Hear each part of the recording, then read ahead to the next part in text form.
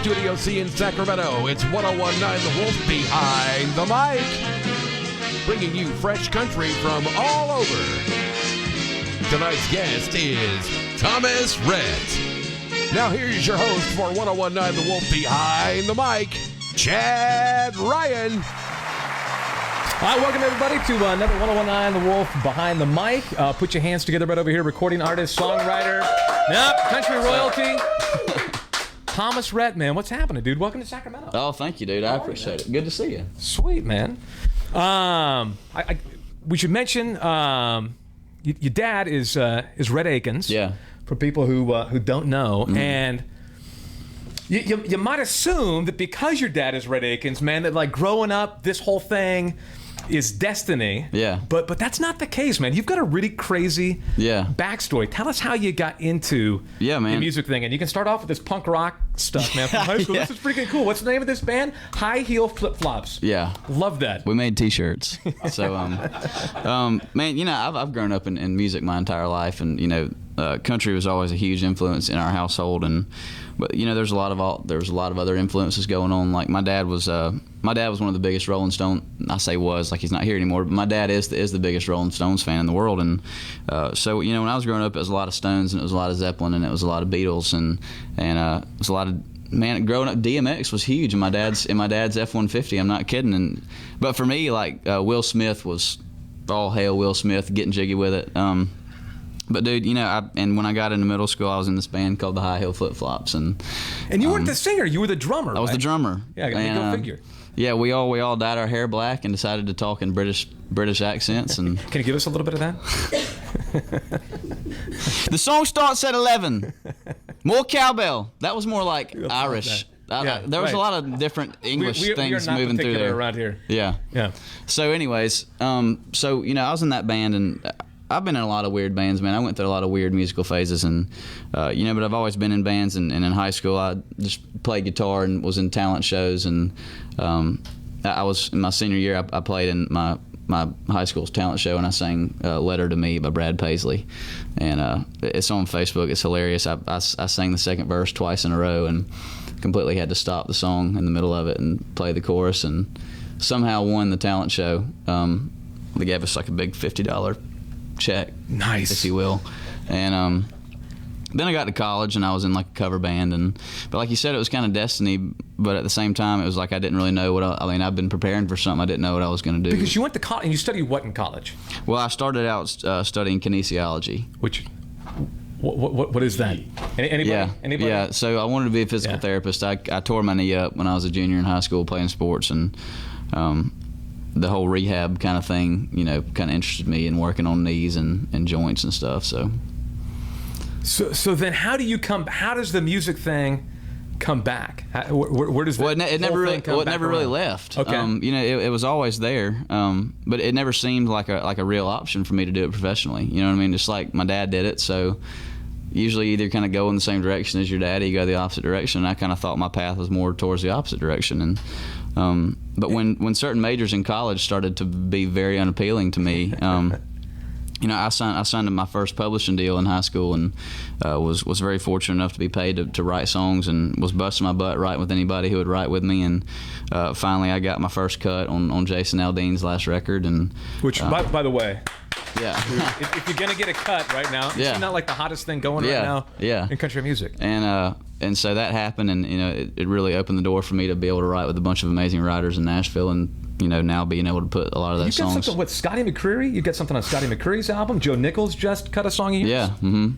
Yeah, and so all that kind of happened in a year, and it was pretty ridiculous, and then somehow landed a record deal with Valerie Music Company, and I'm very blessed to be here. So I'm glad that my path kind of went this way instead of the other way. What would you be doing right now if you weren't that? Man, I'd still be playing music, but I really don't know, man. It says here you laid some hardwood floors. What do you think about the laminate flooring in here? Man, there's a lot of spaces in between, like some of these cracks. Some gaps in there. But I did that. I did that for 3 summers growing up, and brutal. And you know, I worked on my uncle's farm in South Georgia for a summer, and then went to college trying to, I don't know, I might have done something in sales. you know, or maybe something in the music business. I always loved being around the music business, especially the publishing thing. But now doing this, I couldn't imagine myself either playing or writing songs, one or the other. And you've had a chance here to play with, man, some of your idols, right? Leonard Skinner was a big inspiration of yours growing up. You've had a chance to open for Skinner? Yeah, I opened for Skinner and ZZ Top, and freaking cool is that? It was just me and my guitar, and it's safe to say that something really terrible happened in my pants before I walked up on stage. So it was one of the. There was a hot chick backstage? No, not in the way you're thinking. Not in the way you're thinking, man. It was one of the most nerve-wracking experiences of my entire life. The 12,000 people, you know, especially the scariest part was standing on the same spot. Where was this at? This was in. I played 2 shows, one in Bossier City, Louisiana, and the next in Orange Beach, Alabama, and I got to play 4 songs. And when I walked up there, the main thing my dad said was make sure you stomp your tuning pedal, because my tuner was on, so the sound wouldn't come out. I get up there and I'm just playing. No sound, man. I had to walk up to the front and hit that tuner, and finally sound started to come out, and I about threw up everywhere. So it was fun, though. Best advice that your dad's given you? Probably, man. He's always a big believer in you know, whether you're playing for 2 people or you're playing for 2,000 people. Always just get out there and kill it, and never look at any show or circumstance like it doesn't matter more than the other one. And always just to keep my head up and keep God in focus, and you know, just always be praying and all that kind of stuff. And he's been through the highs and the lows of all of it, so he's got the best advice. So that's awesome. Yeah. Album's coming out. We're thinking what, late summer? August-ish. August-ish. Yeah. I love that. Augish. Augish. and you've written or co-written every song on the album. Am I right about that? Yeah, well, we hope so. I mean, we're going in to cut 5 or 6 more songs, and whether those become all of mine or some of them are outside cuts, I hope that I write the entire record. So sweet. You gonna play a couple for us? Yeah, man. Awesome. Yeah. Ladies and gentlemen.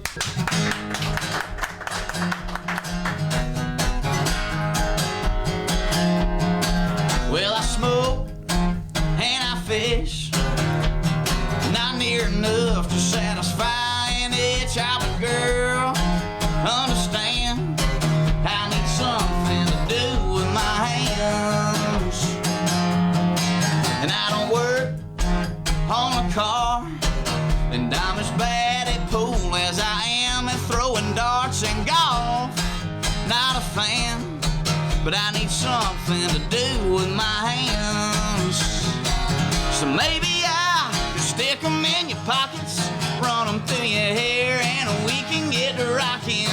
There you are, and baby, here I am, and I need something to do with my hands.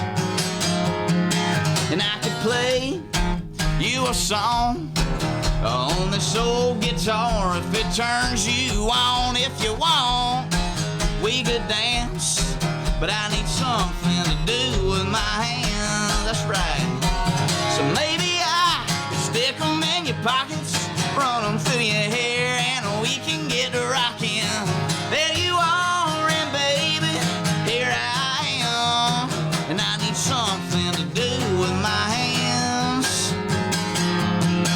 Top off in my Jeep, yeah, we can go for a ride, and I can drive with my knees. I'll behave best I can, but I need something to do with my hands. So maybe I could stick them in your pockets or run them through your hair, and we can get to rocking. There you are, and baby, here I am, and I need something to do with my hands. I need something to do with my hands. With my hands. Yeah, something to do with my hands.